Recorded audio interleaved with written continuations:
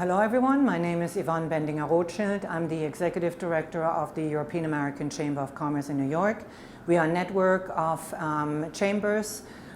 We have offices in Europe and the United States. We are expanding and we are planning to add another 3 to 5 new chapters in the next 2 to 3 years.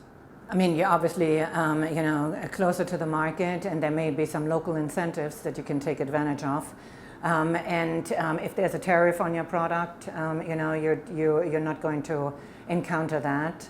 But that's really a strategic decision you need to take. I mean, most companies do sell in the United States without setting up shop. So it's not a one or the other. You can do both and set up a partnership with another company. And then, I mean, it's really, there are many varieties to that option. Yes, I mean, the IRA is obviously encouraging companies to set up operations in the United States, manufacturing to be exact. But like we said on the panel, there are various ways of taking advantage of the IRA. You could be a subcontractor of an American company and still get some benefit from the IRA. We're not sector specific. I mean, we go across sectors, and that's related to the fact that we are pan-European. So the Belgians send us pharmaceuticals, the Germans sending us cars, and the Italians are sending us fashion. So it really, our activity is completely sector agnostic by the sheer fact that we're covering all of Europe, including the UK. Okay. But I mean, I can add, yeah, sure.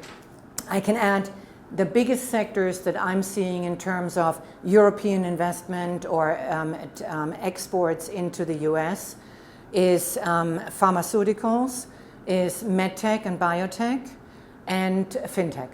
Not to sell yourself short.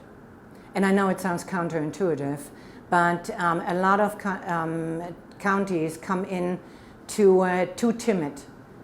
You know, we're in the middle of the country. We have that, best railroad access and cheap labor. That's not the way you want to sell yourself. I mean, we addressed this in the panel, actually. You should stand up and say, we are a wonderful place to live. We are a wonderful place to be. We have great people. We have great hospitality. And your people want to live here, want to work here. And it's the secret of Portugal is that everybody wants to live in Portugal. They have great engineers, they're not cheap, but they have a very young and dynamic population, and Portugal is one of the best places to live in Europe, and that's what sells Portugal. And I think a lot of places in the United States can do the same. Look beyond the Nordics. Don't only team up with your own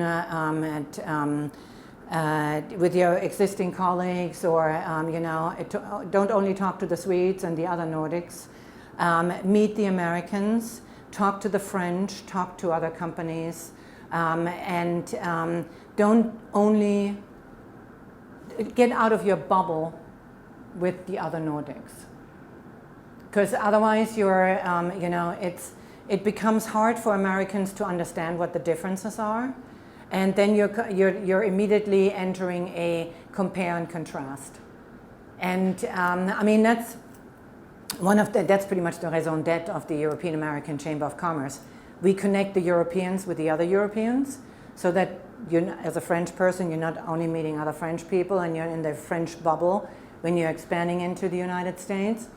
Because one of the main lessons that a lot of European companies need to take when they come to the US is it's not done here like that. Meaning there are certain things that work a certain way in the Nordics or in Germany or in France, wherever, but it's different in the United States. And you need to get out of your bubble to understand that, because otherwise you're like, you know what, I don't know which one of the panelists said it, you're trying to put that round square through it into the wrong puck in the box. It's just not going in because you're too much in your own bubble.